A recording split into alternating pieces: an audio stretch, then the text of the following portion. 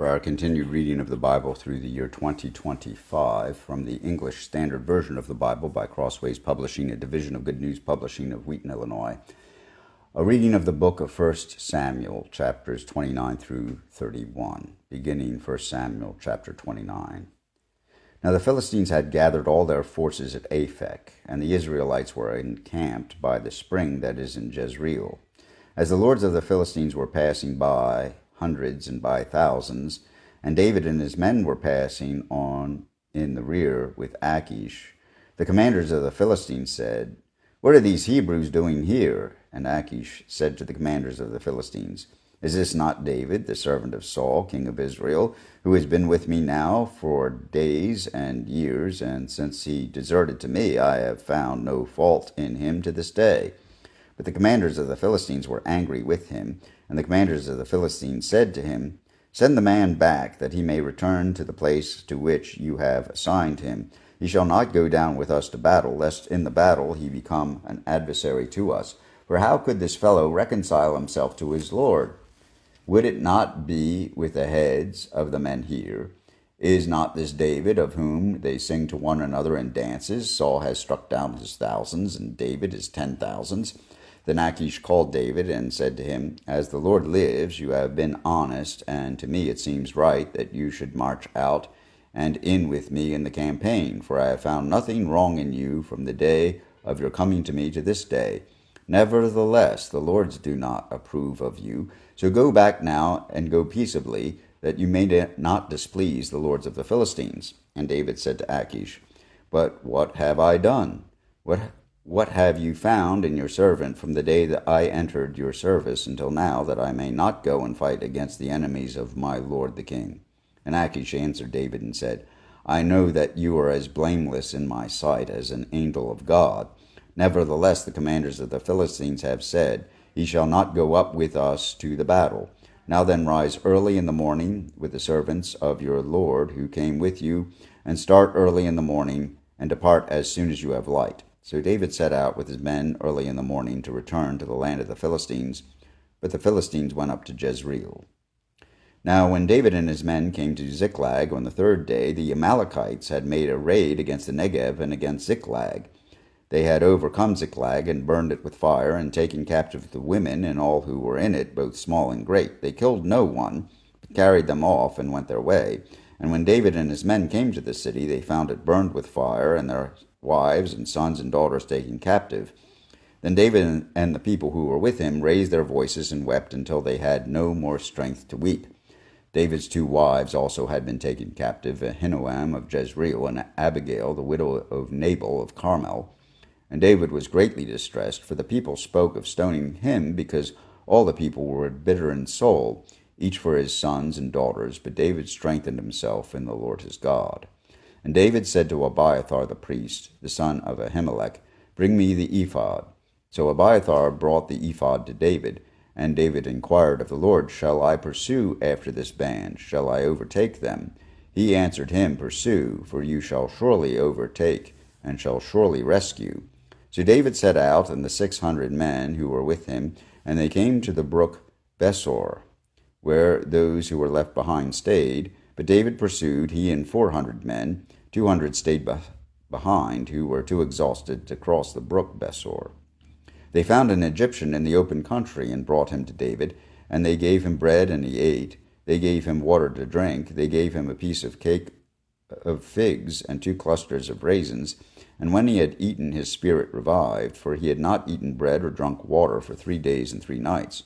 And David said to him, "To whom do you belong? And where are you from?" He said, "I am a young man of Egypt, a servant to an Amalekite. And my master left me behind because I fell sick 3 days ago. We had made a raid against the Negev of the Cherethites, and against that which belongs to Judah, and against the Negev of Caleb, and we burned Ziklag with fire."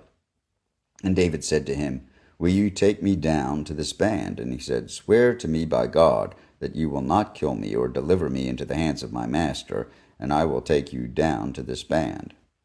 And when he had taken him down, behold, they were spread abroad over all the land, eating and drinking and dancing, because of all the great spoil they had taken from the hand of the Philistines and from the land of Judah.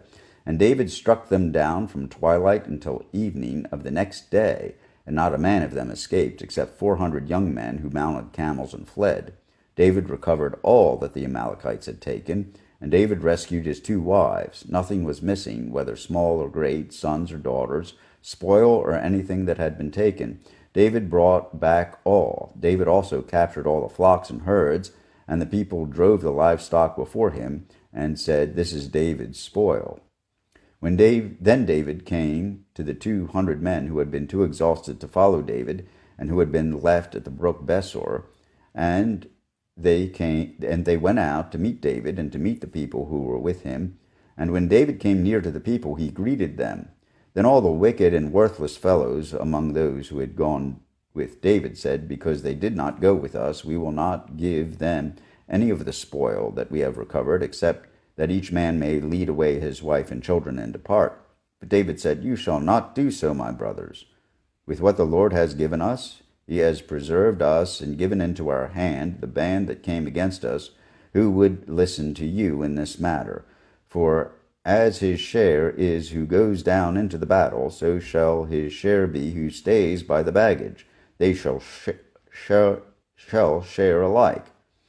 And he made it a statute and a rule for Israel from that day forward to this day.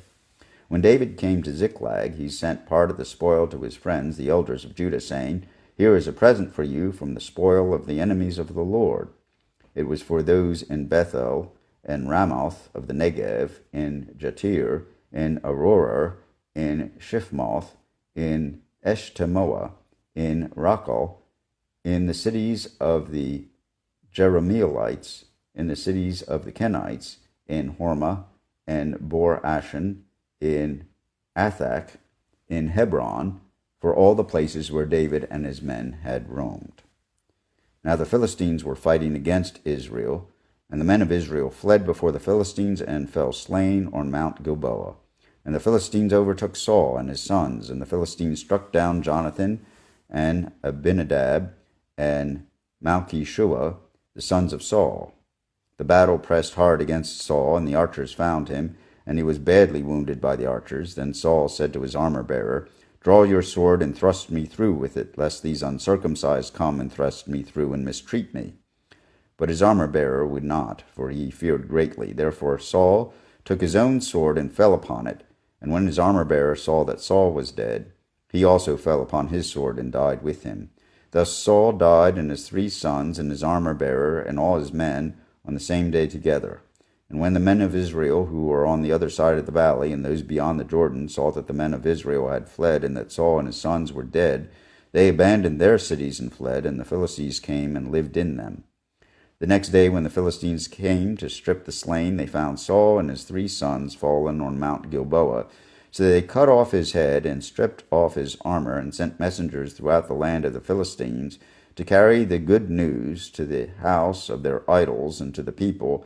They put his armor in the temple of Ashtaroth, and they fastened his body to the wall of Bethshan.